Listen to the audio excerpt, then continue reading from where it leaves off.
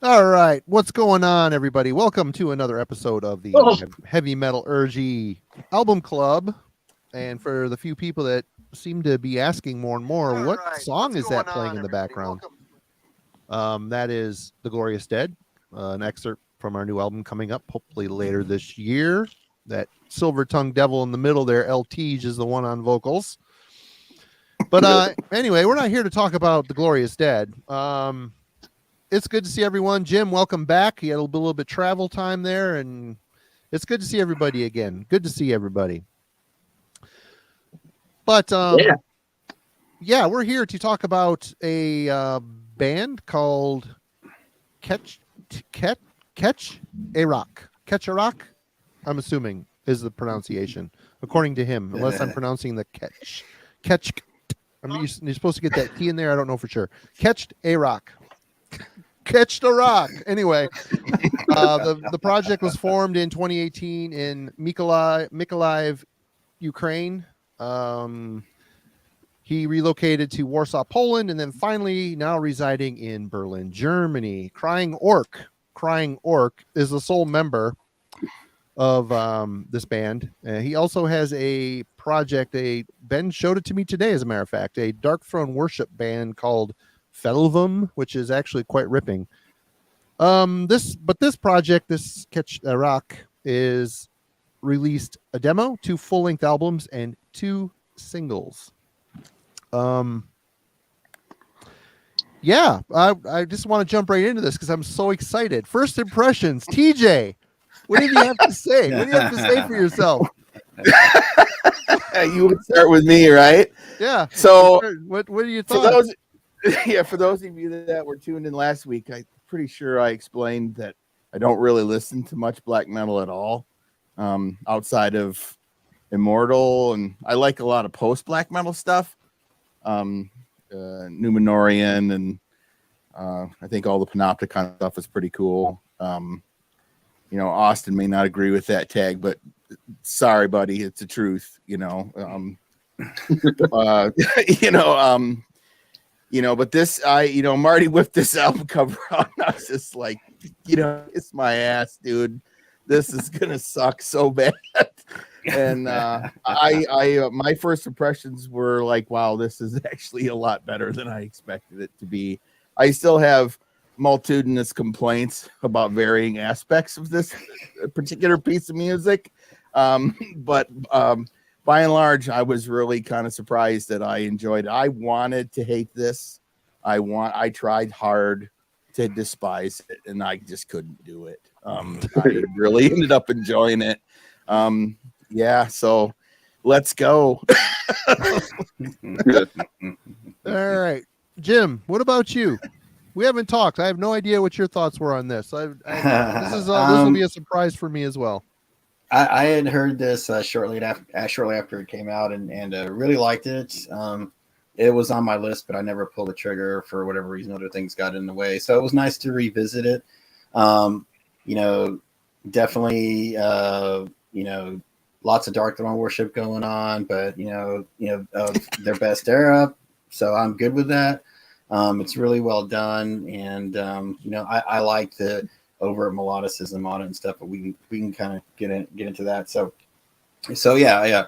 I definitely first impressions. I love the raw lo-fi sound, especially when it's done with care, and and so I think that it hit me in the right spot. So yeah, I'm my first impressions were like, hey man, I believe the hype. How about you, Kellen? Yeah, so this had to be one of the most hyped, most visible black metal records in 21. I saw it everywhere, and I checked in a couple times on Bandcamp and heard like a song or two, and then just kind of put it to the side and never came back to it. So this past week was the first time sitting down to the entire record. So we'll kind of get into our initial, like, our songwriting and so on and so forth. But I think I probably liked it or disliked it more than TJ or Jim. So we'll get into it. But yeah, it didn't quite sit well with me. All right. Ben. Saw a lot of hype on this. I was curious. It seemed like it was kind of pushing buttons, being provocative, being really overt with the like romantic imagery. And so I was curious, and I gave it maybe a song or two on Bandcamp, and I was like, yeah, I don't know, didn't catch me. But then so we picked it. And so I'm kind of allergic to hype, as we all know. So I was a little dreading, like, I might either really hate this or I might really like this. So I give it a listen first time last Thursday or so. Well, like since revisiting it. And again, I was like, this is just like, yeah, nasty Dark Throne kind of stuff with some emo guitar stuff like Frail or Mineral kind of stuff over it. Yeah, people are doing a lot of post rock and emo kind of stuff mixed with black metal, but this didn't really rise above any of that mediocrity for me at first. To be continued. All right. I don't know how I swung around. I mean, because typically, like Ben mentioned, tons of hype is typically a repellent around these parts. I don't know why it is. And usually I finally get around to checking out something like, okay, I'm an idiot. Yeah, this is cool. But thankfully, I've swung back around to harsh and all black metal really here the last month or so, which has been a long hiatus. But hearing, people say romanticism and black metal romanticized and not really turning me on the whole thought of it. But listening You're not to a this, romantic guy. yeah, just listening to this record, I mean, if you want to call an anemic looking guy sitting on a couch holding a long stem rose romantic, the music itself, I would say there are very vulnerable moments on this album. I'm gonna go the vulnerable route. I'm gonna say he's playing with some very interesting, sometimes pretty melody lines. But at its core, this is what you get if you overexpose yourself to Burzum and Alcest, in my book. It's not breaking any new ground, but he's doing a really good job on it. And I was really surprised how kind of quickly I glommed onto this record and bought this and end up getting this to go along with it, which is the debut full length Night and Love. But yeah, my first impression was quite positive. I didn't expect to hate it, but I kind of wanted to poo-poo it a little bit, but I couldn't. I was kind of won over by the music. But let's talk real quick. Alan in our little email chat kind of threw out the idea of, can a romantic vibe even mesh with raw black metal? And I have a couple caveats to this as well. But let's talk about romance in raw black metal. We'll start with you, Jim. I think that just like pretty much every genre, that fits without any other hyphens, metal right now, a lot of the sounds are kind of beat to death. So you're trying to find a different way to, still maybe kind of fit yourself within that, particular realm that you want to be in. But, how do you differentiate yourself? How do you express yourself in a way that, has some uniqueness to it? And so I think the exploration of like, love, for lack of a better word, in this realm, as opposed to the typical hate, anger, suicide, depression, stuff that we've kind of become numb to, over the decades. I think it is cool if it's done with sincerity and it's not just done as a shtick. And I do feel that there is some sincerity here, and I think the lyrics are really well done, and I think it's tasteful. Yeah, the cover's a little over the top, with the rose and all that, but I also think that it was a cool choice because he's letting you know right up front before you hit play what you're going to get. You're going to get someone that's kind of pushing the envelope, that's not sticking to the cult tropes lyrically that we're used to hearing. So I think it was good. So you're not really going to be, as a black metal listener, wherever you tend to fall on that graph in terms of your, how true you are. I think it was a good indication. It's like, hey, you know what? If you're fully orthodox, you're not going to like this. So I like the choice of the cover, and I like the exploration of different lyrical themes. Where else are we going to go? With black metal. We haven't really had like a new full-on genre appear since black metal appeared in the early 90s. Before that was death metal, before that was thrash, before that was trad, heavy metal, doom, all that stuff. We haven't really had anything completely different that's come after that, except with just some influences of hardcore and post whatever being thrown in there. So I do think that there's a place for it as long as it's done with a real heart. Now I do have some issues with some of the execution there, and we'll get into that later. I do think vocally he may have pushed himself a little too far on certain areas of this, but yeah, I think that as long as you're digging deep, you can use whatever sonic whirlwind you want to put around it, but if it comes from within and it's true, you can make it work. All right, Kellen, what do you got to say? You're just chomping at the bit to slay. So let's let the boy slay. I do think specifically with the second wave of black metal, there was always something a little bit about romanticism at play. So does it go along with the genre? Absolutely. What angle you want to take it is probably varies depending on the project or the artist. So it absolutely has a place. This, I won't get into it later, but this record went a step too far for me. Like it fell off the romance ledge into something like into somewhere that felt the thing I kept on like coming to is it felt like yes, the lonely vampire thing is going on here, but this felt like a sad anime version of that. Like and I completely thought like, oh, there's some sad lonely anime vampire that needs this song to come on. I just like, anyway. And, yeah, so but I think that's the biggest dump you've taken on something since we started this thing. You said sad romantic vampire, and I see him sitting on the couch holding the rose. I'm thinking of The Bachelor, the show where he has to give his rose to somebody. Oh, no. Oh God, that might have just ruined this album for me. I may have to make some changes to my notes. So that The Bachelor Black Metal Edition. Marty has 2 new editions on his Discogs. The black metal simp.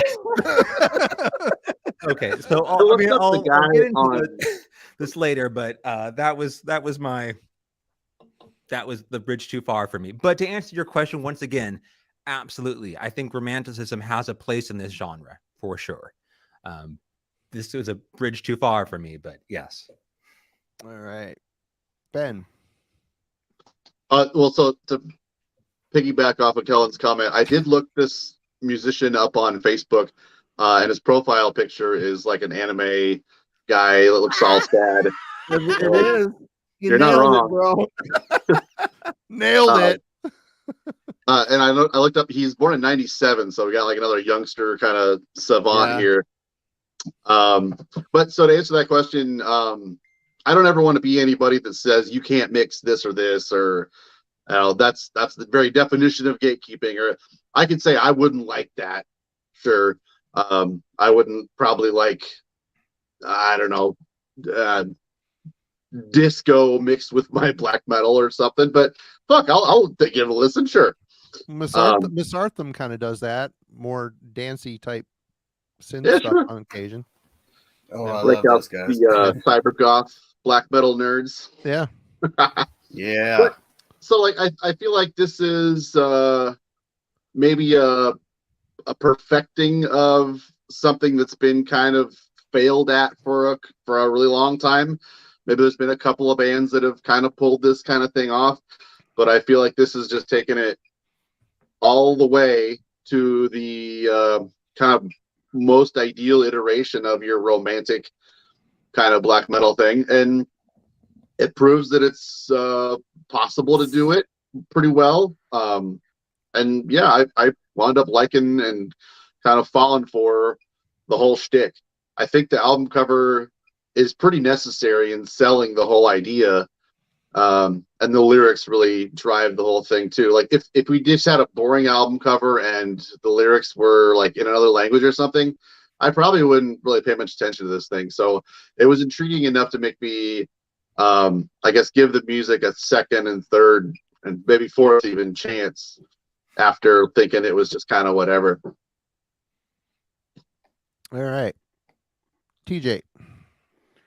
Yeah, well, you know, why is his romanticism in his music any different than My Dying Bride or November's Doom or, you know, any other band of that ilk Meatloaf doing the same? Yeah, there you go. You know, doing the same thing. I mean, you have plenty of metal bands, you know, outside of black metal that do the very same thing. And, you know, in the lyrics, you know, you know, I'm going through and it's, you know, it's all kind of the same type of stuff. You know, it's a longing and suicidal ideation and, you know, longing for this lost dead lover that he's down in the grave with and all this stuff like that. And so, of course, it's just, you know, again, it's always going to come back to, you know, the like Jim with the orthodox, the purist, the gatekeepers, if you will, you know, that are going to be like, this is, you know, can't do this. This is dumb. But it's like, well, nobody owns the style. Nobody owns the genre. So, you know, it's up to his interpretation. And he feels like this represents what he's trying to do. He's into this style and, you know, and his obvious, you know, you know, all this. And it's funny because Kellen mentions the thing about like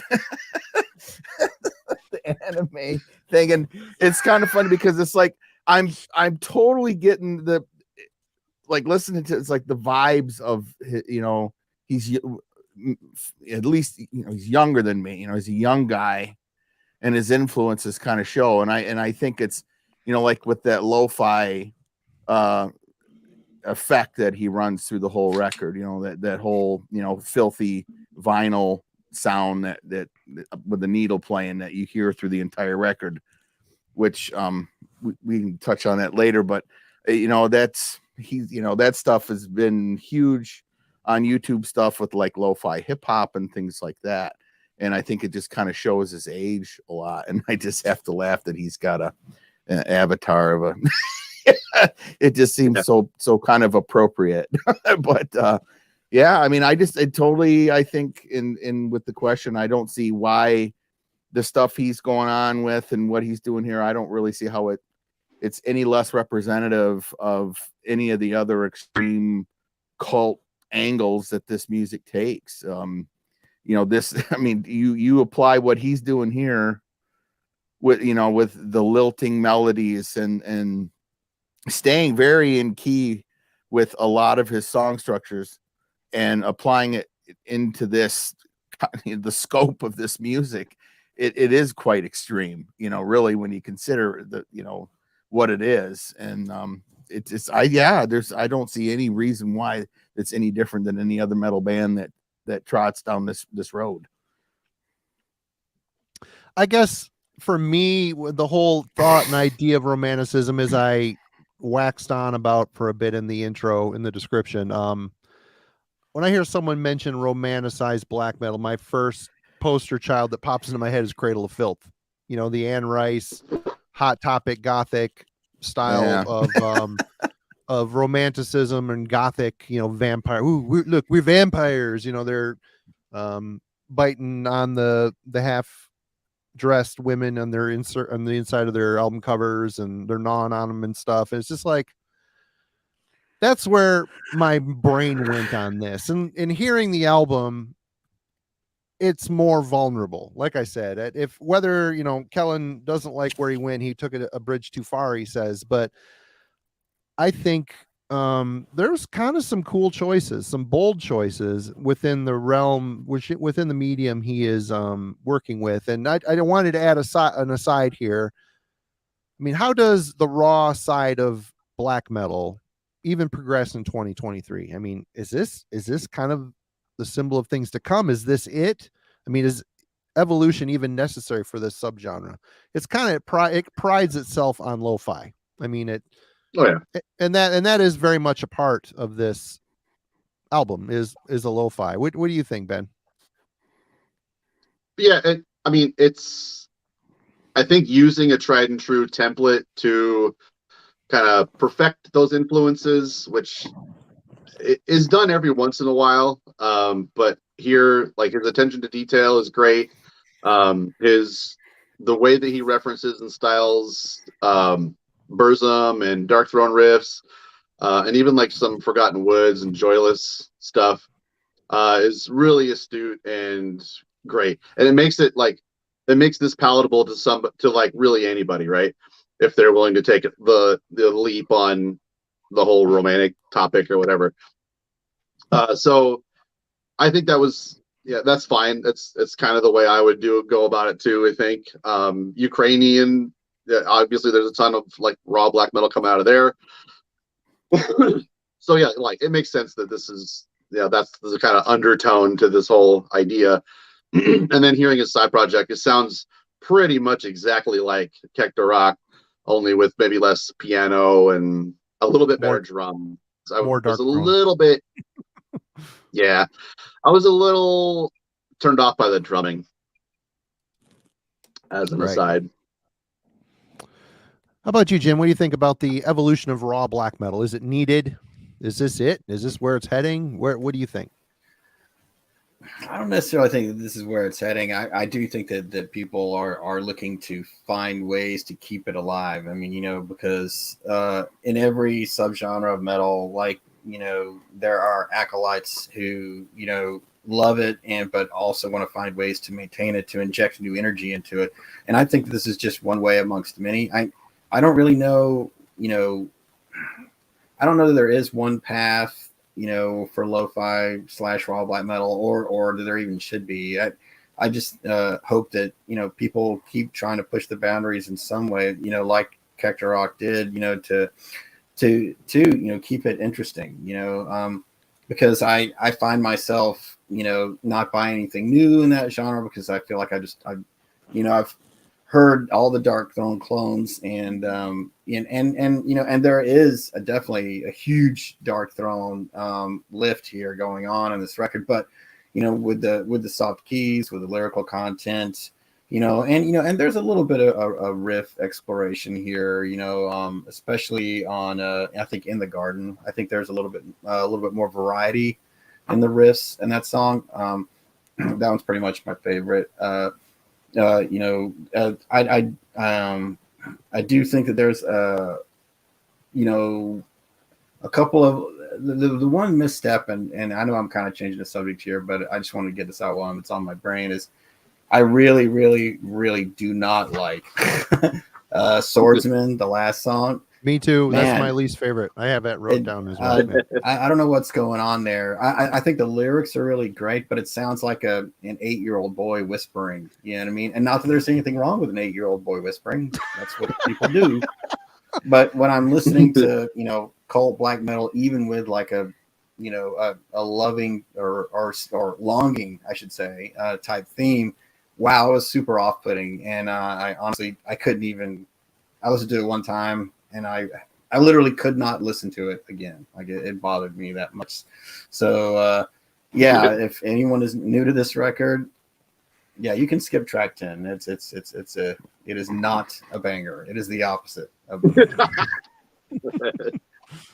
but yeah, I think that there's hope for lo-fi raw black metal. Obviously we like, what's it, Arno, Pavla, like bands like that throw in the punk and the hardcore and stuff like that. I think there's all different kinds of ways where it can grow. But yeah, there really shouldn't be one way. Just as long as people keep pushing the boundary, it's gonna be, it'll continue to evolve. What about you, Kellen? What do you think about this whole raw black metal evolution idea. I mean, to this album's credit, it goes all in on this kind of identity, and I think sets itself apart from being lumped in with, in terms of bands that come across my radar on an annual basis that are trying to emulate the early Dark Throne records. Like, it doesn't sound like them. It sets itself apart, and I think it deserves credit in that regard. When I think of like the modern raw black metal scene, I think of countries like Belgium and Portugal, from turning out a lot of stuff. But in terms of its development, like as there may be a lot of black metal fans who have a problem with this record for not being, true to whatever that means to what raw black metal historically has meant. But it was always there for the taking. The amount of distance between raw black metal and where this band is pulling from influences from like post rock, for example, like the gap there, I don't think is that far. So I'm not surprised that a band like this is turning to those influences to try and incorporate into the genre. And that may be for some people more than they want. It doesn't, I think, to this album's credit, like it chose deliberately to include those influences, which to a large degree, I think, match what this sort of genre has to present and what this band is. So it's a great example of what people can do with raw black metal in 2021 or 2023 for that matter, and do something original. It may not be like exactly what I go for, but I absolutely do think it belongs. And it's an avenue that I'm not surprised to see artists like this explore. Right on. El Tige. So what was the question again? I lost my pen and got totally distracted. And then Kellen was just like, I was just drawn into what he was saying. So it's the evolution of black metal. The evolution of raw black metal in particular. Is it even necessary? I mean, is this what it's going to become? I mean, what do you think about it? What do I think? I don't. Well, you're kind of the wrong guy to ask for this question. I know. You hope it evolves into something that doesn't suck, right? Yeah. Well, I don't know that, in my opinion, I don't know if that's a possibility. But that being said, I have a lot of fun shitting on this stuff, but I can't. I've always once as the style we move past the early years and into today, and I've learned to really appreciate a lot of it just on merit alone. I just can't listen to a lot of it. I'm never ever gonna be able to get past the issue with production. I'm never, Marty will put, we'll have Metal Night and he'll put that over record on. And just, oh, dude, the riffs. I don't care. It sounds like balls. It just sounds like scratchy, nasty, recorded in the woods. On this microphone right here. It's exactly. That's exactly it. You get it. Yeah, and and it just, I can't get past it. But as far as evolving, it's like, well, it's going to evolve. I mean, there's always going to be detractors, and there's always going to be people that are supportive of this, because somebody's always going to look for a new angle to bring their own influences in to the style that they love and to do what they do with it, and this is no different. This is a perfect example of a genre, growing out beyond its borders, and whether or not the purists like it, I mean, I'm sure he wants them to, and I'm sure some do, but ultimately it's really down to the artist's individual taste. And I don't, it's unavoidable, and yeah, human falafel, it's about the atmosphere. Marty and I have gone back and forth about that, and it's like, I appreciate that point, but I just can't get into that headspace where I hear that underproduced, no production value, no room ambience, no nothing, just it just yeah, man, listen to how it sounds awful. It just sounds like shit. Sorry for demonetizing your channel. But it's fine. But ultimately, this is growth, and I again, this is coming from I like this record. You can already hear me complaining about the parts that on your faces. So I wish I. Yeah, God, I wanted to hate it so much. I just can't. And they're this production thing we'll get to obviously still, but yeah, no, the growth is definitely legit. It's going to happen. It definitely belongs. I don't see this as any different. And you go through the lyrics, it's really not he's not really doing anything that's like, oh my God, I can't believe. And this is, Cradle of Filth. It's like those guys, that's prepackaged commercial black metal or whatever. I wouldn't even classify that band as black metal band, really. Never did. So, but yeah, so I totally think that these guys are definitely as much a part of anything, or this young man here, as anything that's come before or will come after, really. Right on. Well, I mean, I agree with all you guys, and I am certainly for the evolution of musical genres. But when you look at something as stripped down and raw and nasty and pure as this style of black metal, I don't know that if the people that really, really pay attention to this style want that, and B, I don't know if I need that. I mean, I do enjoy this style of raw black metal. I do. I like the atmosphere of it. As long as I can hear the music and what's going on and everything is represented in a mix, depending how raw and lo-fi it is, it gives black metal.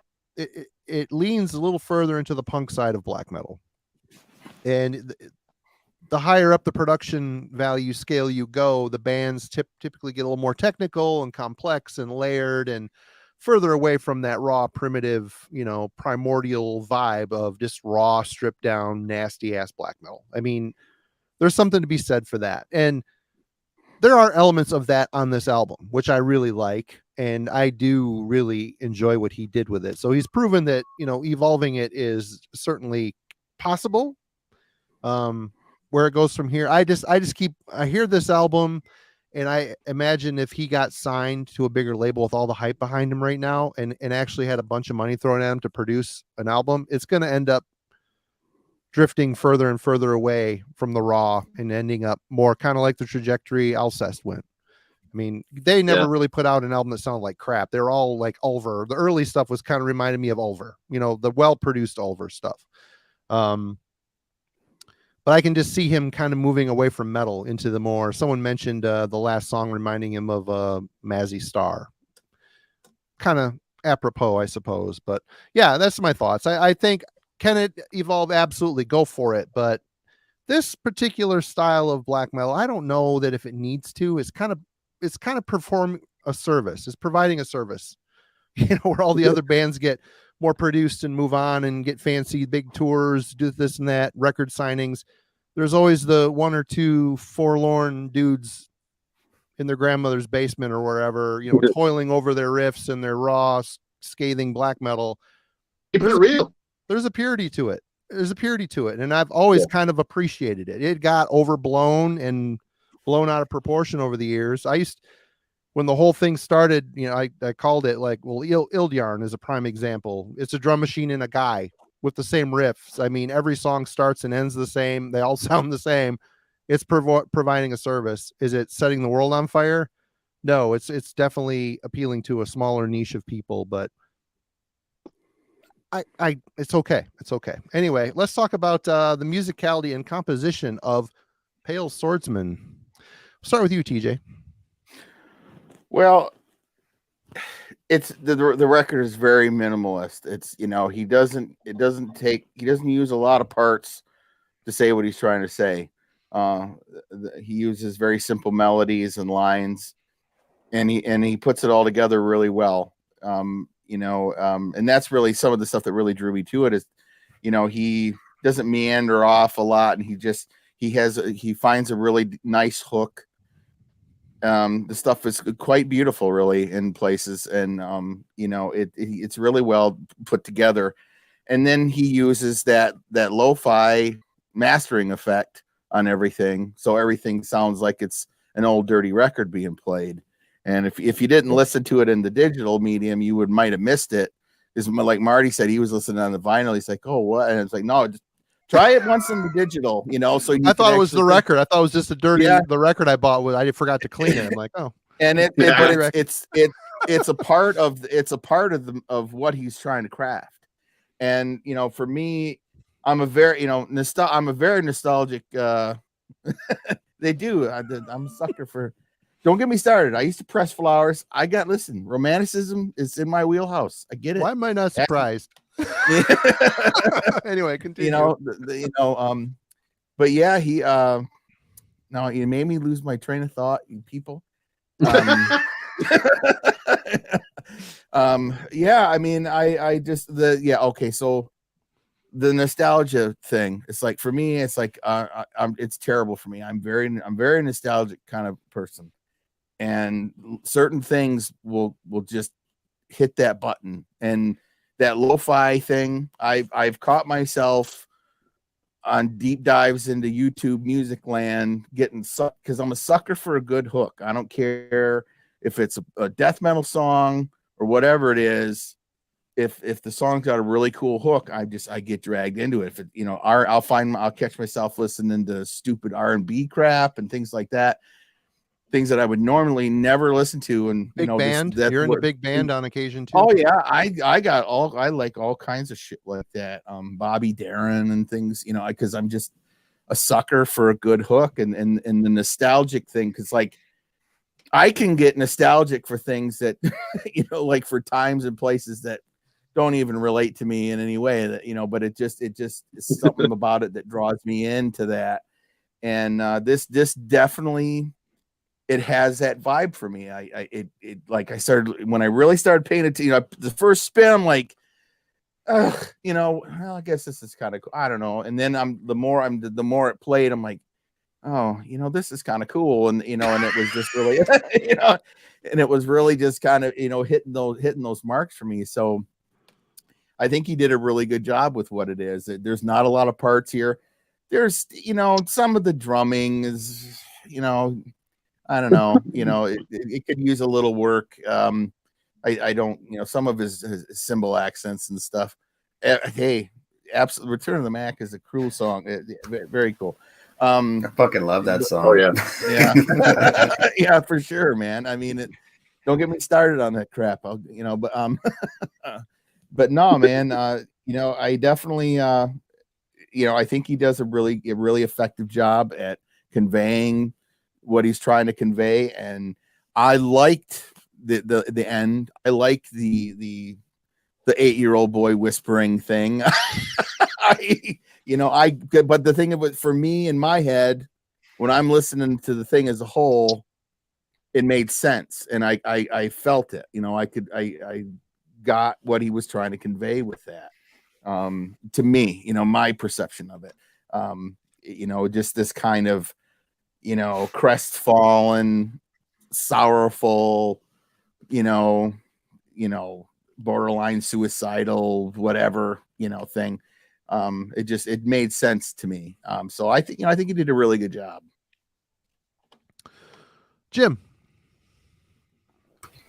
Yeah, I think musicality. I mean, the guy can write songs. I think from the very first, intro, good piano, nothing complicated here. The guy's not Beethoven, but it draws you in, like a somber melodicism that, I used the word longing earlier. And I think that's, for me, it's the theme of the whole record from beginning to end. Is there's just a, like almost like unrequited, like, he's seeking something, he's not quite getting it, and so, the flip side of that is, and we've all been there, we know what that feels like is, there's rage on the other side of that, and so I think it makes sense to kind of have this like unrequited longing feel lyrically, but then like the delivery of the harsh vocal, delivery of the the faster moments on the album, like it sort of makes sense because when you're wanting something, or you're in a situation that's not quite what you want it to be, the other side of his frustration and rage, and so I think all those emotions are tied up really well in the way that the guy composes his music. I love the simple keyboards over it. I almost like Night Descends almost has like a little bit of over going on there. Bergtat era, and so I think all that sort of, it just kind of meshes well with the lyrical content, and he gets away from the dark throne worship a little bit. I mentioned In the Gardens earlier. There's like a cool mesmerizing section of the song near the end where the drums stop, and it's just kind of how like Burzum used to do, where it would just be like a repetitive mesmerizing guitar but with still bass playing behind it too, to kind of like thicken it up a little bit. There's like a whole section of that song that does that, and it kind of adds to that, again, that sense of longing, but with almost like a foreboding feel of it, not knowing where it's going to go, and you don't stumble upon those moods by accident. You may be able to ape somebody else's riffs, but you can't create like a mood without really having an ear for songwriting. So I definitely think that especially I don't know, but he looks young from the pictures. I think that's right. Someone said he was 97. So yeah, this guy's fairly young, and so it's going to be interesting to see what he does from here. I read also someone was mentioning like he's got a lot of non-metal influences like Beatles and Drain Gang rap, and I read too that he has some odd influences, but hey, if it's in service to the song, great, throw it in there, make it work, and so yeah, I'm kind of intrigued by this record and seeing where he goes next. I do hope that if, like to your point, Marty, if he gets signed by somebody bigger, that he doesn't abandon like the harshness of like the production that he's chosen, because I think that would take it away from it. I think that in metal, like the less intense your music and the more like lilting or loving your lyrics, then the weaker the overall package is going to be. So my hope is that he continues to keep that sort of darkness through the lo-fi production, because I still think that there's a lot of like range that you can explore there. There's a lot of different kinds of instrumentation you can put there, but still making it sound really raw, gives it, for someone like me that likes extreme sounds, it's more intriguing. So but yeah, I definitely think that there's something here. Just a slight little, I don't mind. I think we talked about drums. Like I don't mind like a little bit of like not awesome drumming in lo-fi black metal. Like that's not what this kind of genre is about. Judas Iscariot comes to mind pretty instantly with the early albums were a train wreck of him playing drums. Yeah, there's plenty of things we could point to do that, and it doesn't bother me. I think it goes right into the effect. The only thing that does bother me is on the acoustic parts. Like it definitely sounds like he could use, and this is just me being a little bit of a guitar nerd, I wish there's some intonation issues there a little bit. Like it's not out of tune, but it sounds like it because I think the intonation's off. So that would be my one little dig. Is like, hey man, could get your guitar set up a little better. But yeah, that was the one thing that kind of bugged me a little bit about the sound. But other than that, musically, compositionally, I think it's on point, and it should be even more interesting as his material, as his catalog continues to grow. As Kellen's getting ready to queue up on this, I'm gonna run Ben first here. There you go, Ben. How you doing, Ben? All right. Well, so I don't know where I would like get a chance to explain my journey to liking this otherwise, but so I didn't care for it at first. I listened to it maybe 3 or 4 times again, and I was like, let's look into a review. I just want to see somebody else's thoughts on this and see if I can find anybody like elaborating on it. And this reviewer that I found doesn't really cover a lot of metal, but he really honed in on this one, and he was really taken by the story and the lyrics behind it. And so then I was like, you know what? I have been I really feel bad when I don't dive into lyrics and what albums are about. I sit here and talk about fucking riffs and drums and vocals and I don't know what these albums are about. I honestly don't. So I was like, let's get into this album that way. And that was where my entry point into really appreciating everything this album has. I didn't for read it. the lyrics. I should have. I never think to do that. Anyway, go ahead. Sorry. Yeah, they're good. And it's I was streaming this on Spotify the whole time. They have a handy lyric thing that like goes along while the song plays. It's So really you good. do karaoke. Yeah, sure. Yeah. With crying So orcs. I did a complete 180 on that son bitch. After like approaching it from, okay, this has a story and there's a reason that all of these things are the way that they are. It's not just, well, I'll make a raw black metal album and put some pianos over it. You know, I think it started with the story, and maybe the music kind of followed. And therein, I think, lies a lot of how genuine it comes off in the end. And so I do think that the musicianship is like, gosh, just good enough, I guess. Get the job done. Yeah. It's like it's not, nothing's great. And like if any of this sounded really good, or you know, if there was like a shreddy guitar solo over this, it would just fucking ruin it, right? This is all about frailty and being like vulnerable.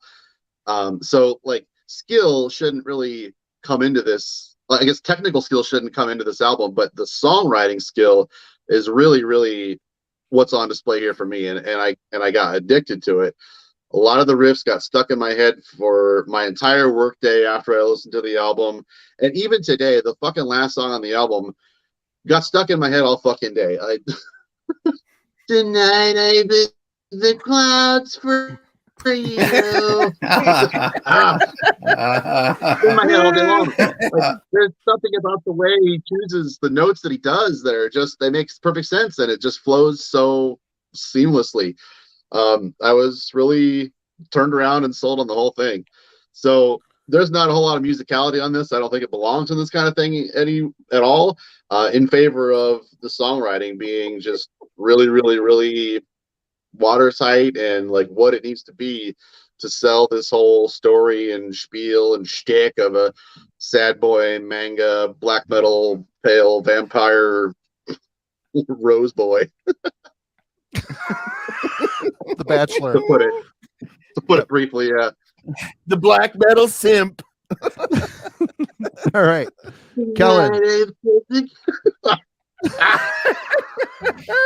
Like running your wet hand up my back.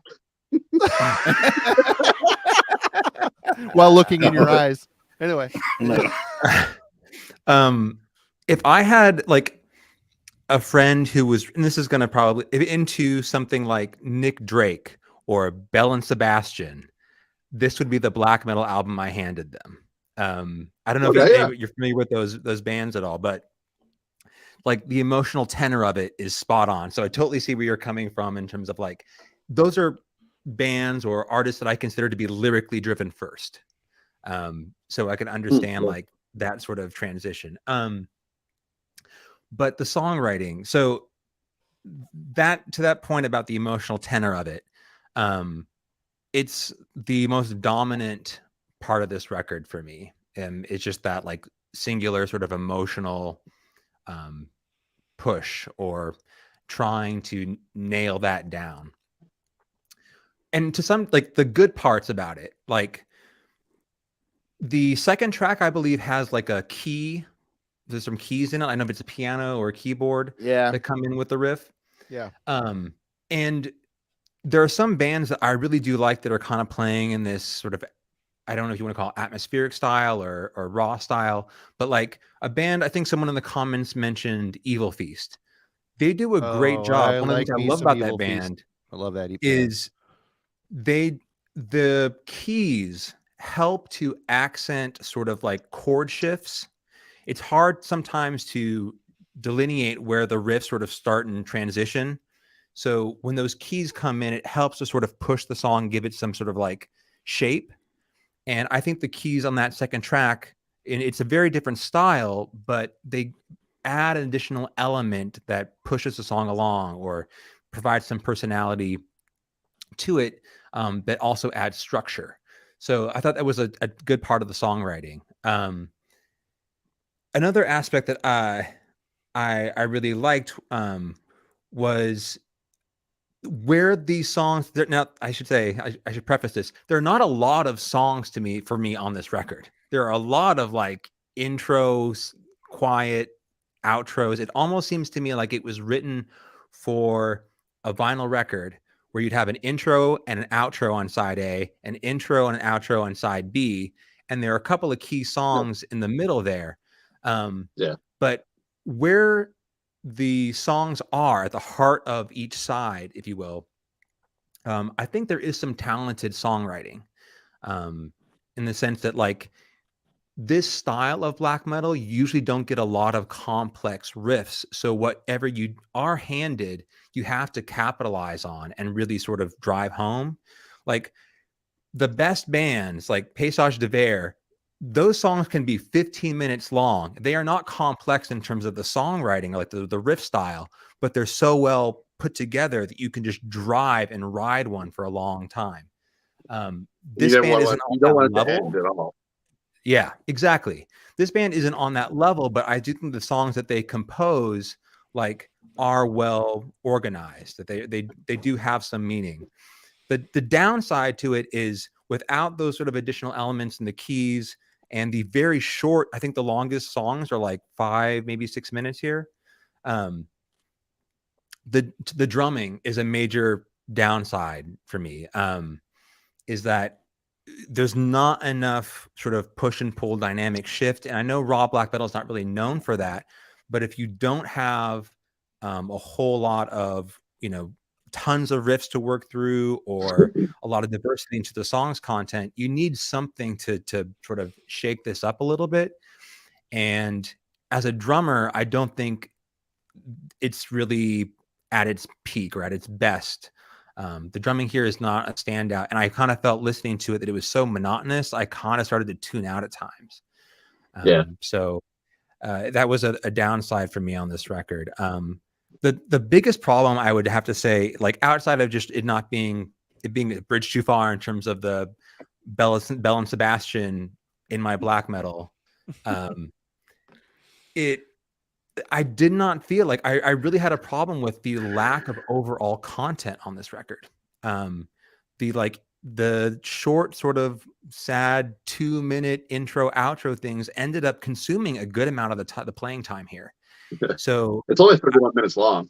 Yeah. It really should have been marketed as an EP, really. You know what I mean? That's what I think. So. It's longer than Rain and Blood. I think it would have been, helpful to have more actual content to mix it with the sort of intro and outros. While those pieces, we'll get to our favorite songs later on, but while those pieces help to drive home like the melancholy loneliness of this record, I think it also they serve as a detraction to some degree, is that they pull away from actual content that could be potentially helpful for this record. So that's all I got there. All right, did I get everybody? Is it my turn? Yeah, I think so. Okay. My first couple listens to this, there was an instant feeling of familiarity for me. I couldn't put my finger on it.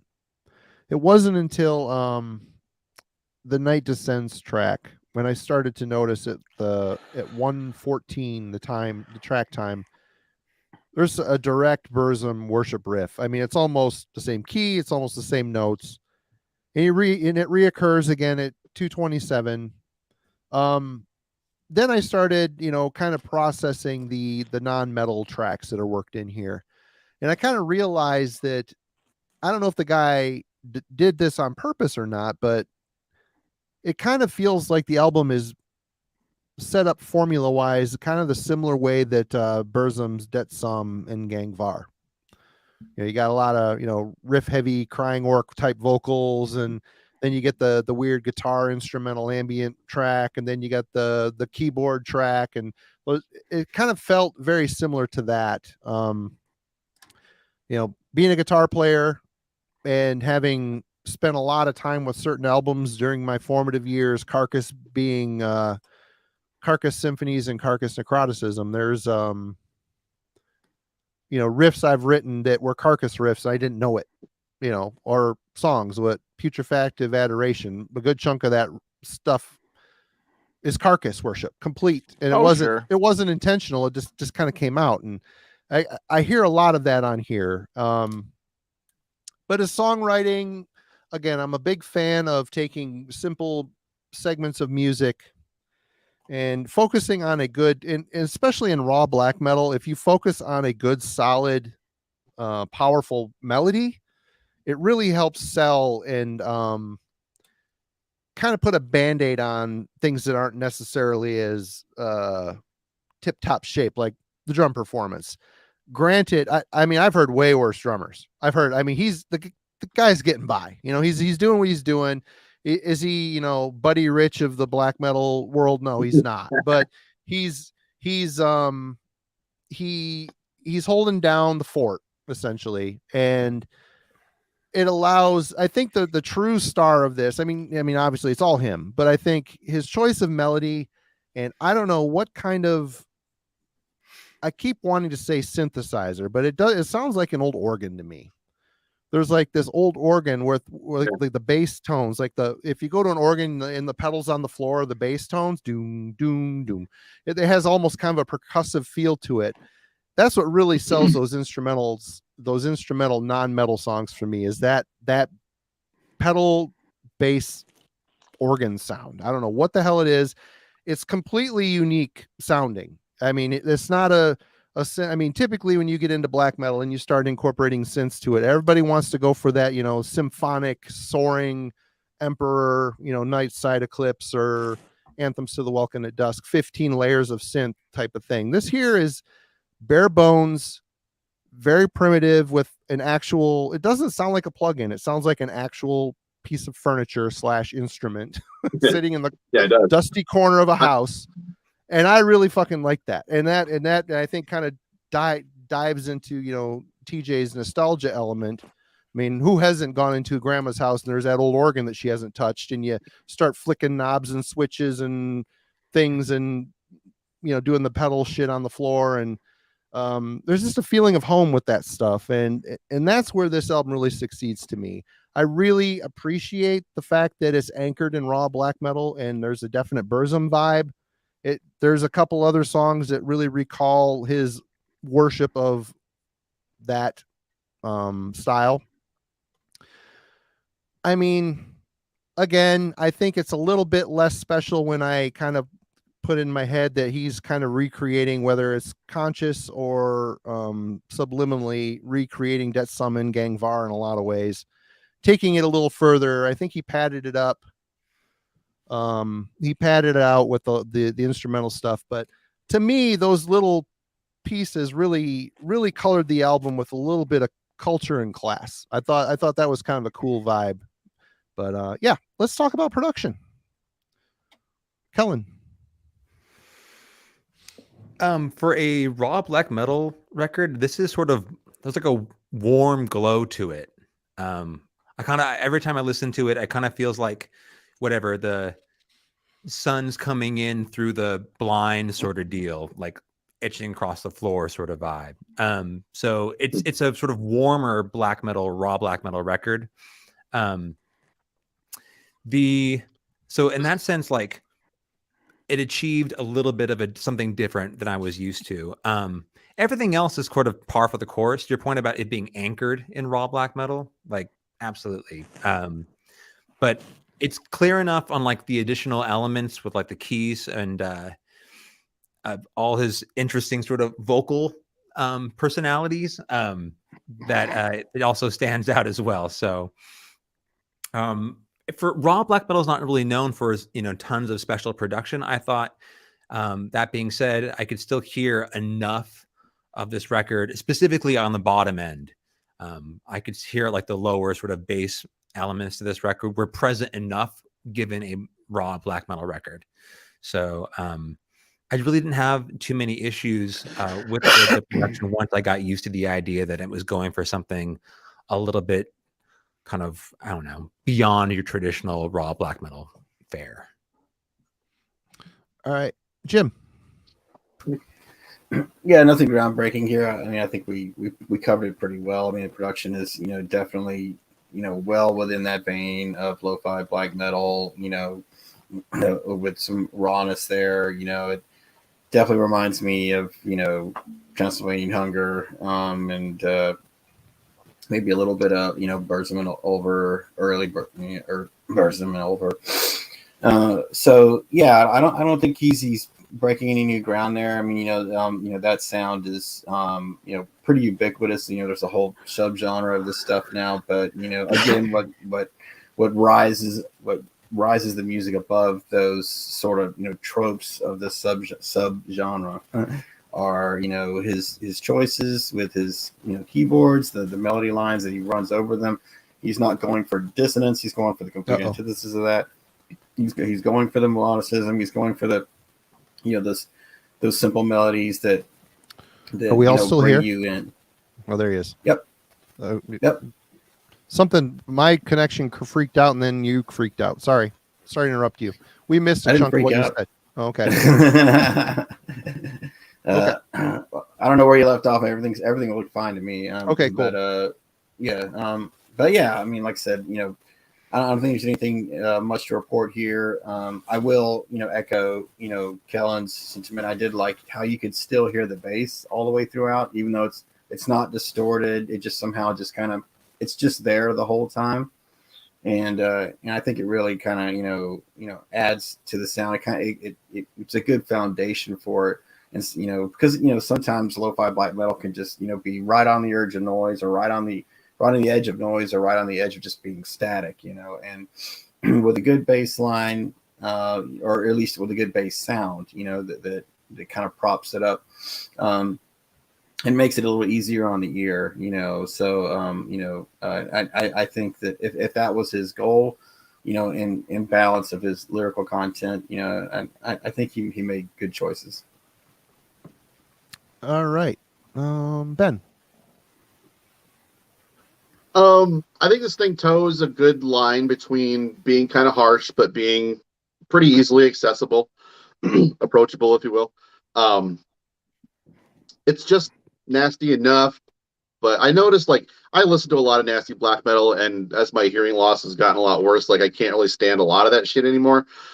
So it took me a minute to realize that there is a lot more tonality and kind of breadth to the sound of this. It's not all compressed, and it's not all just cranked up to 11. There's some nice depth to it, and it doesn't have I don't know, I would say a lot of black metal albums have a really appealing tone to them, and I didn't really get that out of this, I wouldn't say, but it's fine. I think everything is just adequate tonality. There's some tastefulness to how it was, I think, presented orally. But again, I think since there isn't any musicianship on display here to distract you from the story or the overall emotion, I think again too there isn't anything overt about the clarity of the album. I think there's kind of a hazy fogginess to the sound throughout the whole thing that kind of makes it a little more alluring or believable, I guess, whatever you want to call it. And yeah, I think it's kind of just right, and makes me just pay attention to the music and kind of get into the lyrics and the songwriting and all that without being distracted by anything too out of the ordinary. All right. TJ, production. Yeah. I don't know, man. I mean, it's one of my biggest beefs with this whole record is the sound. I think there's a lot of aspects of it that are forgivable, to my point anyway, for me, because I ended up enjoying it as much as I did, because I feel like he made a lot of very intentional choices trying to convey a feeling in a certain sense you know, that he's trying to get across with the way the album kind of come, you know, the way it plays out and song placement and things like that. I feel it feels very intentional to me. Just, you know, the whole lo-fi sound effect that he added to everything. I think he's really trying to bring something very purposeful across in that way. So because I can connect on that level, you know, he gets a pass for some of that. But by and large, it kind of follows you know, a well-trod formula for this, you know, where he's trying to live with this. You know, he's very much trying to be in that wheelhouse, but with with a style that's very much more akin to post black metal stuff. You know, this reminds, you know, this has more in common with Death Heaven than it does with as far as production goes and what he's trying to do. I mean, I did recognize some of the Burzum stuff. I'm not real up on Burzum, but I've listened to the first record a couple times. I'm familiar with, you know, Varg and what he's, you know, some of the stuff he's done. And when we were talking about it before, I'd mentioned, it was like, oh yeah, I was getting that easy. The Dark Throne references you guys are throwing around, I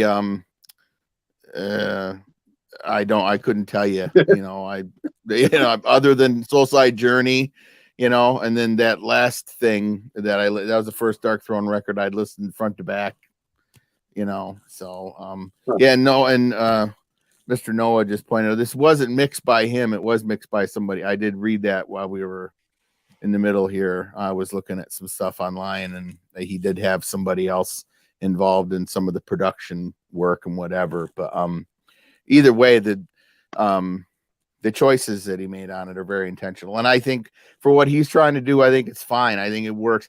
I still, you know, it takes for me, it gets some hard strikes in the rating department for that crap, but that's just me, you know.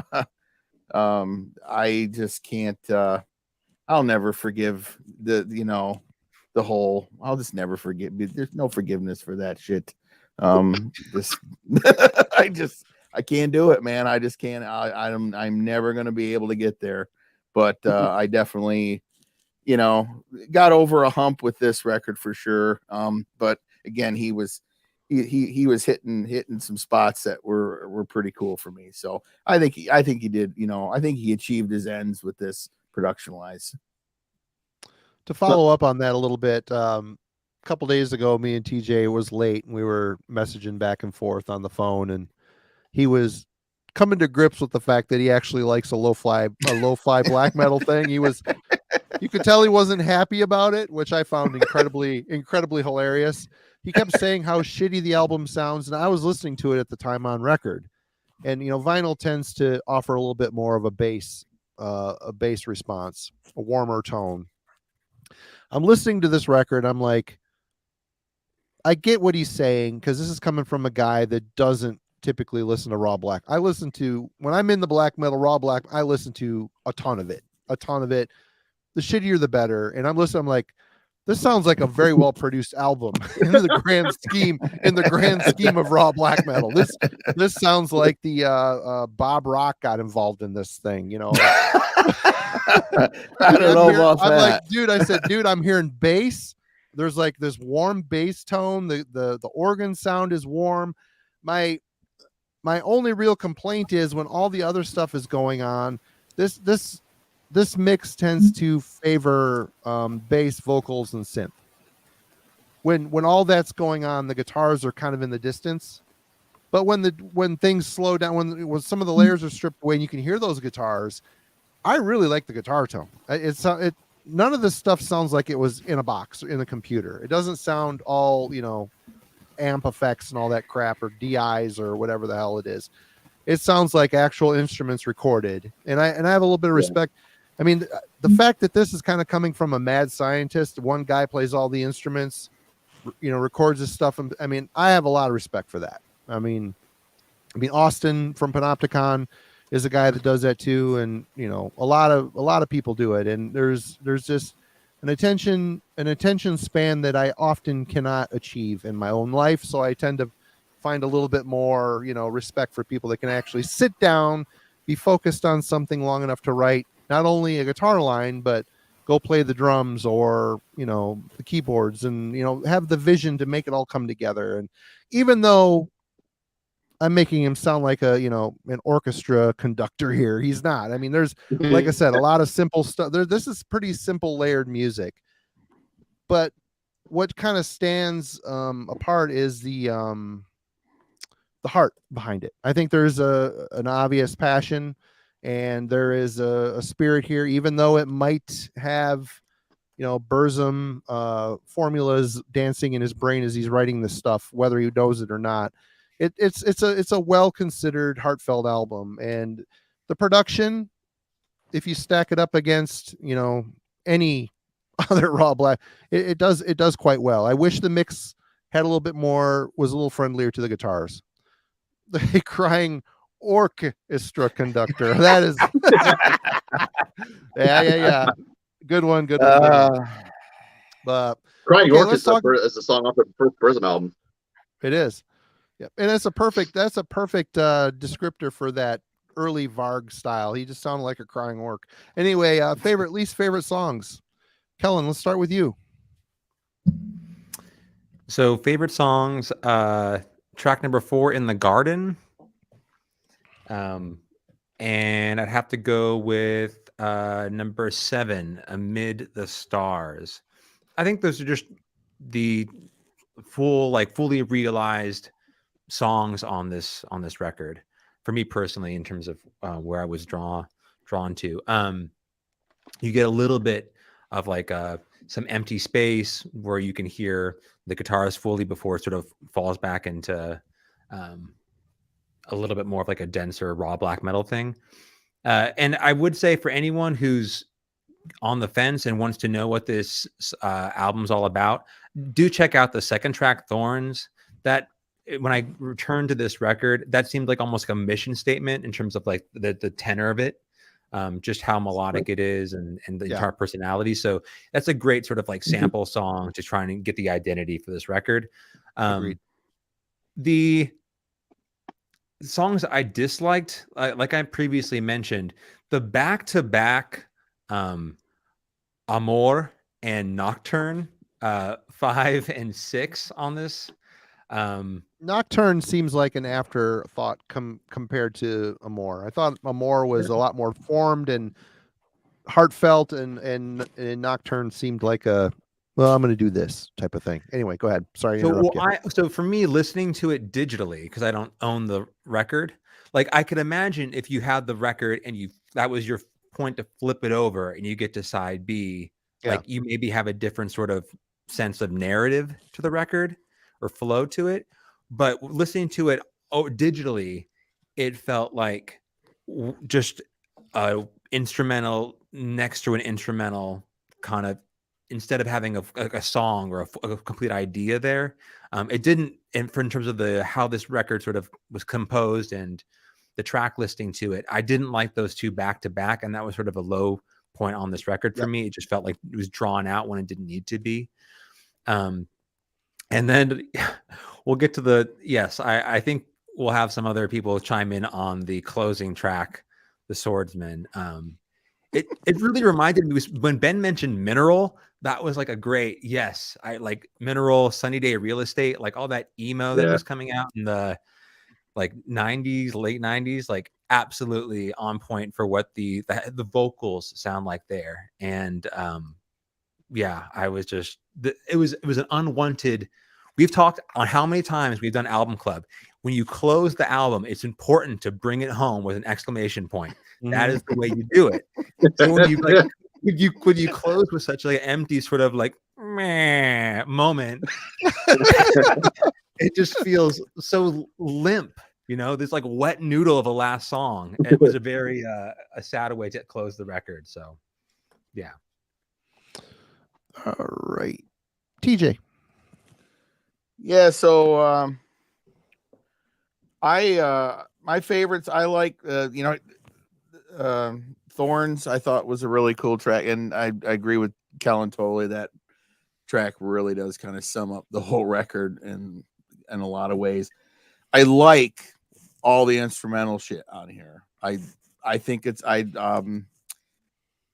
my first couple spins, because I have listened to this a few times. My first couple spins, I was like, at first it was a little bit, kind of like, but then the more I listened to it, the more I was really kind of, or it was catching me, and it's like, I don't know, it all kind of locked in for me, and I liked it. It none of it feels unintentional to me. It just, I feel the whole thing really seems like he really kind of thought it out for what it's worth, I think but overall which ones is it? It's like, that's not even, and I don't even have, I have the names here, but but I thought all those were really good. I mean, I didn't really have one that I didn't care for all that much overall. Maybe, I mean, I like the Swordsman. I like that track, but I guess if I, forced to pick one that was my least favorite, it would probably be that one. But I did like it. I liked what he was doing on it. I don't know. I felt like he was in the right, rather than kind of a meh, which that's funny. But I don't know. To me, it felt, it just felt like the somber end of a sad story, like, and lyrically he's trying to convey, like, he would, what did he say in the lyrics? Like, he'd give up evil for you, or whatever the hell it was he was saying. What did he say? What did he say? So not true. He's he's trying to convey this deep point and this whatever. And so that's how I interpreted it, but I definitely, to Kellen's point, I think too, I guess, but the kind of record it is, it's like, he's not going to come out with some, scathing blast thing there. It wouldn't really make any sense in the context of what he's trying to do here. He's, he's totally got this black metal simp thing going that, whatever. But no, I mean, yeah, Thorns and all the instrumental tracks, I really enjoyed those a lot for the whole record. Yeah. All right, Jim. Yeah, you're gonna hear a lot of what Kellen said. For me, in terms of favorites and least favorites, I mentioned earlier, yeah, it's in the garden. Just like, I agree with Kellen. I think there's enough. That song has the most riff variety and the most interesting transitions in it for me. I like the mesmerizing guitar with the bass and the drums about midway through. I like the kind of the riffs kind of wail a little bit when he's doing, like, the triads and the tremolos, like they just kind of have a wailing kind of a feel to them, and so it definitely, like, appeals to me a lot. I like, as I was playing the album on repeat, like, I felt myself like I couldn't wait to hear that song again. Like, that one was the one that really stood out. And it's interesting, like, Kellen said, the back-to-back instrumentals. I actually have written here in my notes, like, not a fan of the back-to-back instrumental. I had written exactly what Kellen said. Yeah, I'm not super into that either. I'm not really sure what that choice was. And to your point, Marty, I do think Amore is great. I like the overlay of the acoustic over the distortion. Yeah. And there's like a little bit of percussion there, like, like a little bit of a, I don't know, like orchestral drum thing being hit, and I think that's cool. And so the piano of Nocturne is just kind of like a down, like it just seems kind of thin compared to what came before, and also just kind of awkward. So I think the placement on the record for Nocturne is really strange.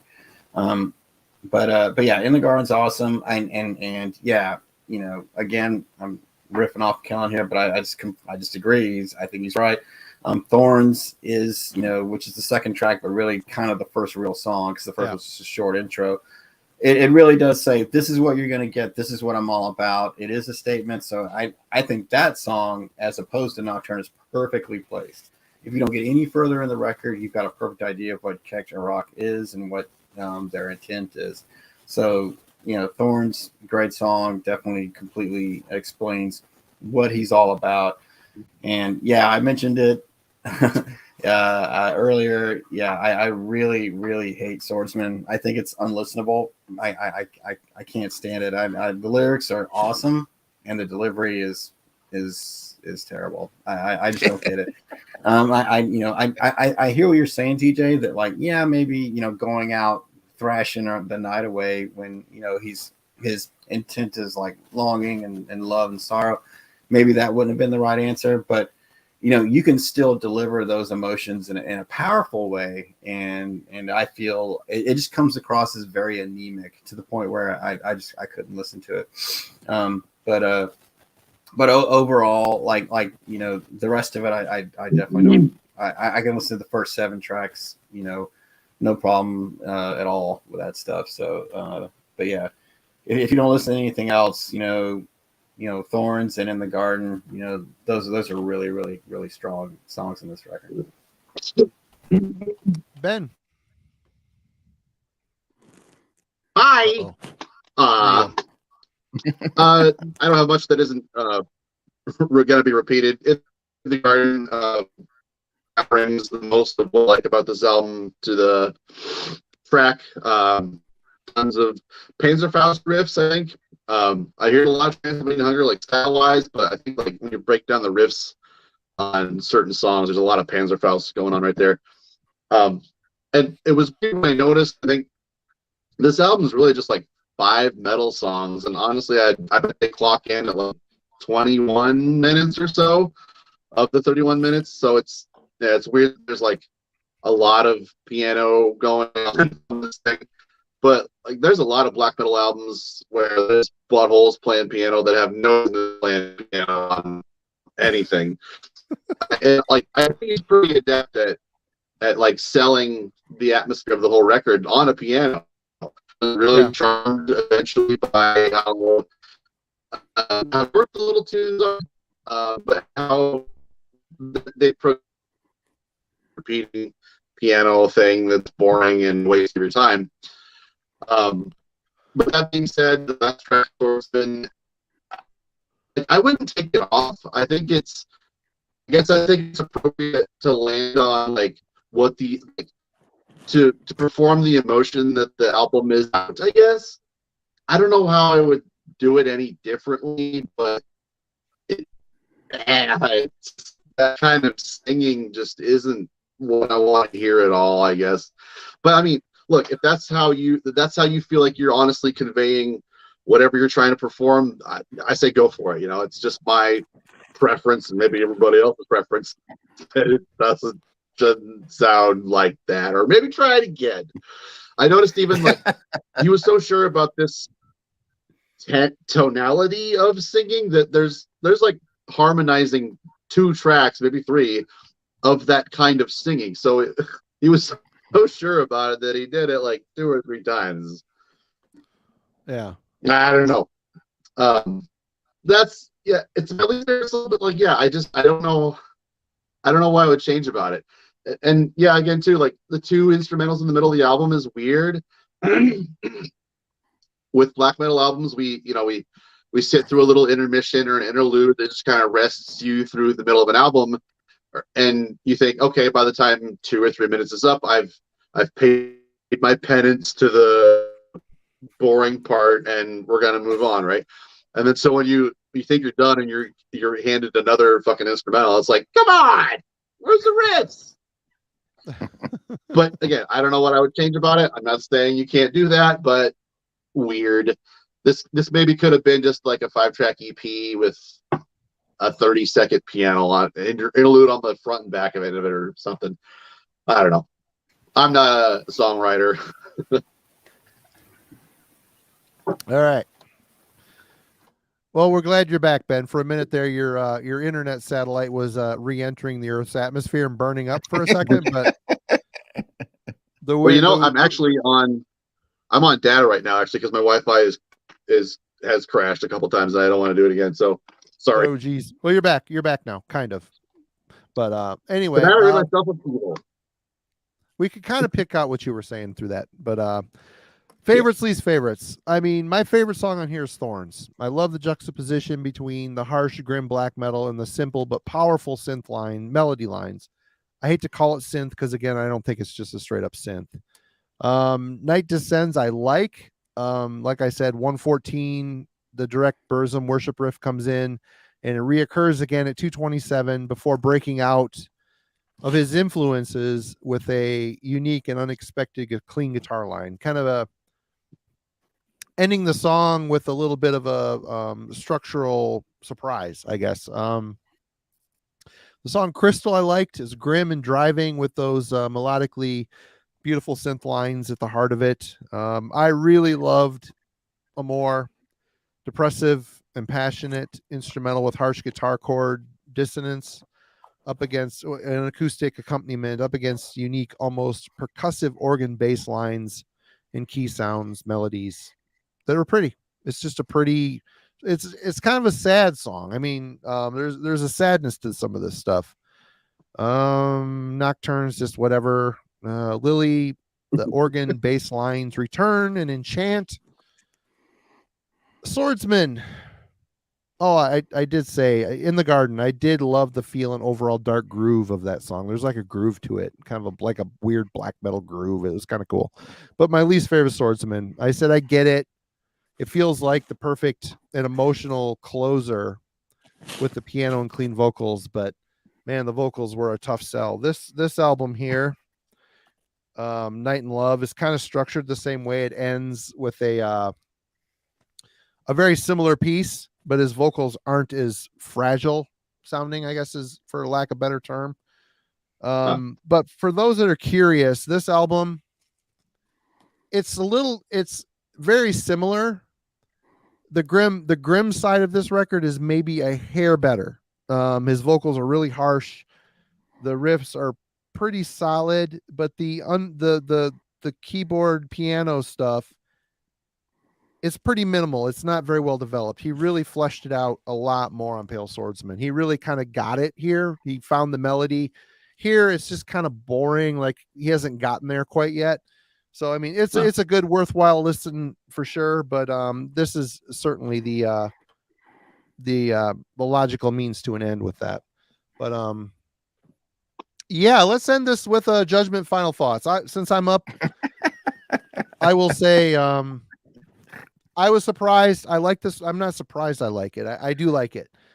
I'm a little nervous where the project's going to go. I mean, like I said, if he gets a little money, or he might progress into something I don't want to listen to. I mean, I like some non-metal music. I have appreciation for a lot of different styles, but metal musicians that typically wander into those fields, they touch on the obvious points of it, but they're not coming from a place of knowing it. I mean, you hear like, people that started off in industrial music and go through their entire career making industrial music. They're really good at it. They know what's up with it. You hear the metal guys that start touching with the industrial stuff. It's like they're making industrial with mittens on. I make industrial, kind of like that.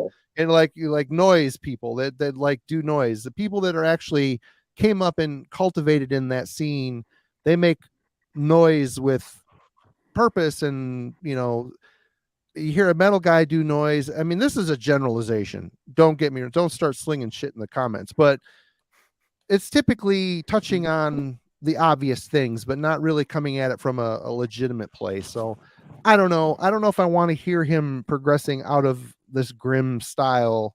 I want to hear him cultivate this maybe a bit more, but if he goes full Alcest, I'm checking out. That band lost me mid career. I stopped giving a crap about that. But anyway, yeah, my thoughts.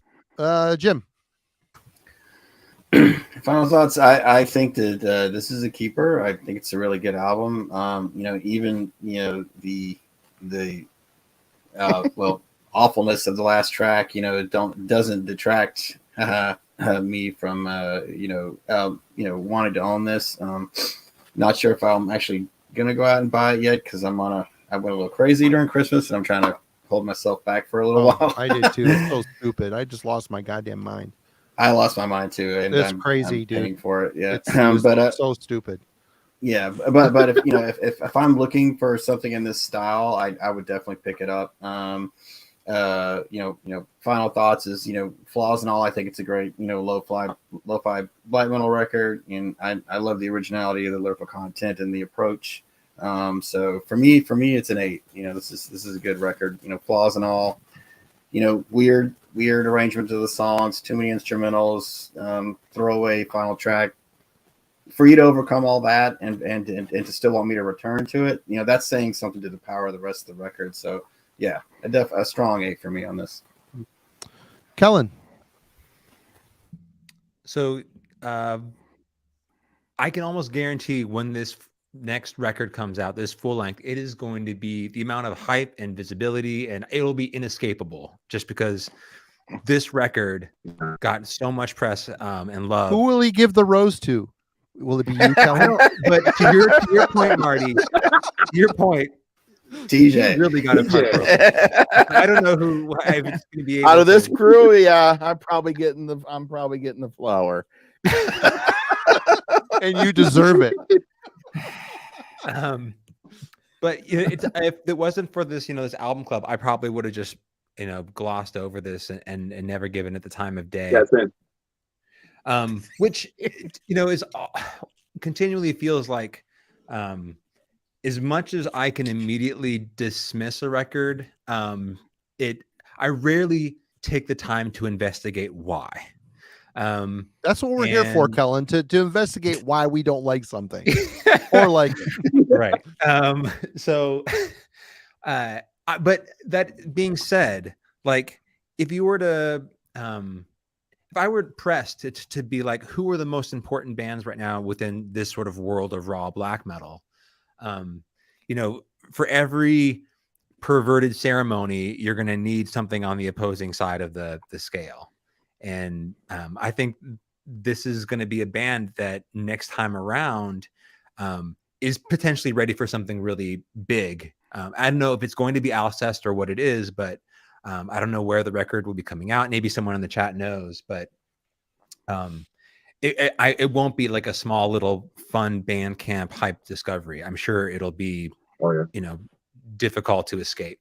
And I'm interested to see where it goes. I do think it is cool at this point. And what is, to your point in the comments in the lead up here, Marty, is like, is black metal, how scary is it for you in 2023? It's not. There's no more crime investigative element to it, Yeah. So it is interesting. Like if we're at this point within the genre's history, at some point, like I kind of feel a lot of the expectation or limitations that we previously had on the genre, we kind of need to let go of at some level, and realize that at this level of exposure and visibility, this is something that's going to happen, and it's cool to have people that have interesting and innovative ideas to introduce with the genre. You don't necessarily have to like it, but I do think, like, I didn't necessarily love this record, but I can't fault them for trying something new and ultimately, I think, providing a cohesive album with very specific intent. So in that success, in that, at that level, it was a success. Ben. Where to begin?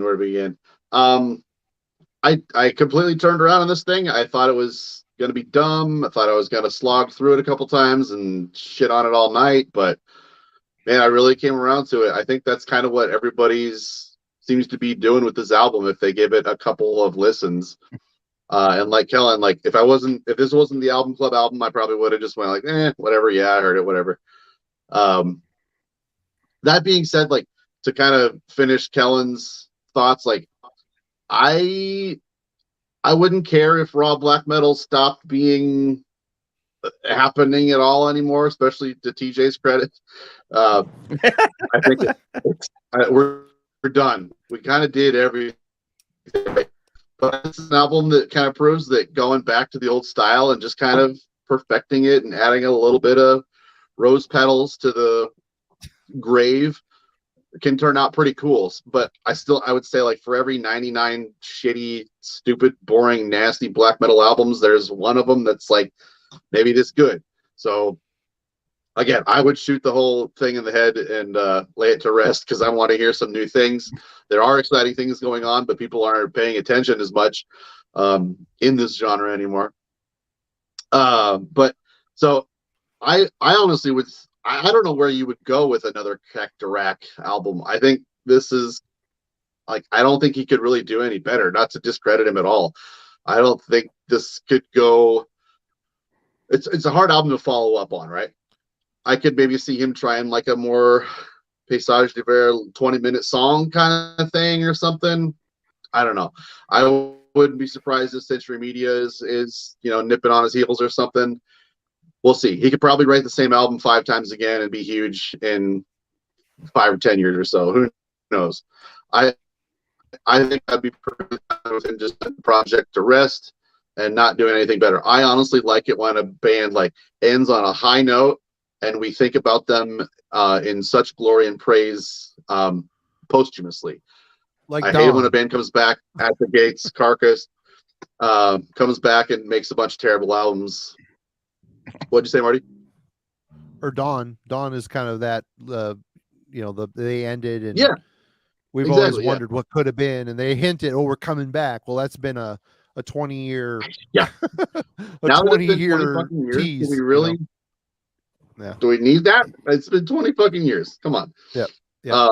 But yeah, I like this. I'm pretty comfy with maybe a 7.5 or 8, whatever. I like it. I can't really decide if I want to get it on vinyl or CD or if I'm just kind of okay with like whatever. I'm trying to save up for a new computer, but I'm not doing very good. You know how that goes. And it's Girl Scout cookie season too, so that's gonna go out the door. That's a rough one. I don't know. I like this a lot. All right, who has it gone? TJ.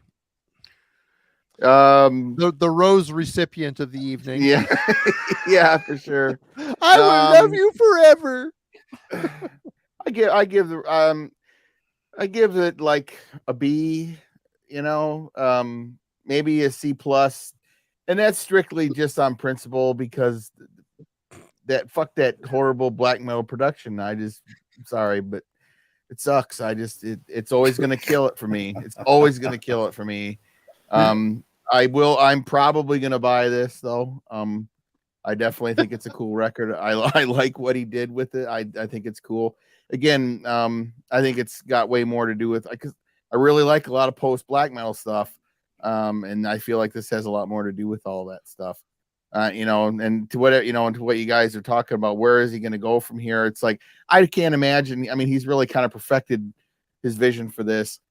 I think it'll just be more of the same, and he'll write cool stuff that'll be whatever, and either that or he'll surprise everybody and come on with some straight up Dark Throne thing where it's just all scathing and. Well, he's got that already on his other project. Well, right, but he might maybe. Well, I don't know. Who knows? But Felvum. I think he did a pretty good job with this. I enjoyed it. So yeah, I mean it's 7 B C plus. Right on. Right on. Yeah. Well, Kellen, you didn't come out swinging as hard as I thought you were gonna on this whole thing. This is kind of a miracle. You came out strong and kind of cited on the air of caution there towards the end. I was kind of surprised. I got my anime dig in early, and then just the anime dig was perfect. But well, there you have it, folks. Jim is the recipient of the picking for us next week. What's happening next week, Jim? Well, one question for my album club team members: do y'all want to do something new or something old? I don't care. It's up to you, bro. It's up to you. You're the one pulling the strings on this one. So whatever you want. I know what I'm hoping I know what Kellen picks next time. You're going old, Ben? You can see my boner from space. Old, yeah. All right, We've Ben done says some kind of newer we're gonna go old. We are gonna go way back. This is how far back we're gonna go. Oh geez. Oh yeah. We'll go further back than that. Alice, isn't it frightening? Alice, aren't you scared? Oh yeah. Some Annihilator. Yeah. All right. Well, there it is, folks. Alice in Hell, Annihilator is next week, and Kellen's picking the week after that. And I forgot to mention earlier on.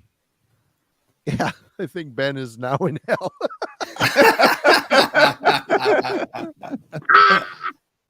I'll probably fucking like it. I don't wanna. It happens, right? I know how it feels. Next time he starts going on and on about Rob Blackman, I'm gonna be like, TJ, oh, damn it. I set up a Twitch account, a Twitchster or Twitty or whatever account. So if you like Twitch, you can go over there and watch Heavy Metallurgy. Go subscribe to that if you prefer that medium. Yeah, we'll see how that goes. Just trying to expand a little bit, and if YouTube keeps demonetizing for potty mouth, well, Then, we'll have a then home Marty's there, on to your next stop is OnlyFans. So oh, what you should think our last stop. Maybe I've been there a long time. What are you talking about? Yeah. But yeah, does anybody have anything to add before we knock it on the head? Nope. Show notes Friday. Mark Riddick will be joining us. We will be talking about our favorite illustrated album covers. So that should be a lot of fun. Until then, y'all have a great week, and thanks for joining us. It was a great turnout tonight, everybody. I don't know if it's the band or if you're all just finally coming around to our way of thinking. But thanks for joining us.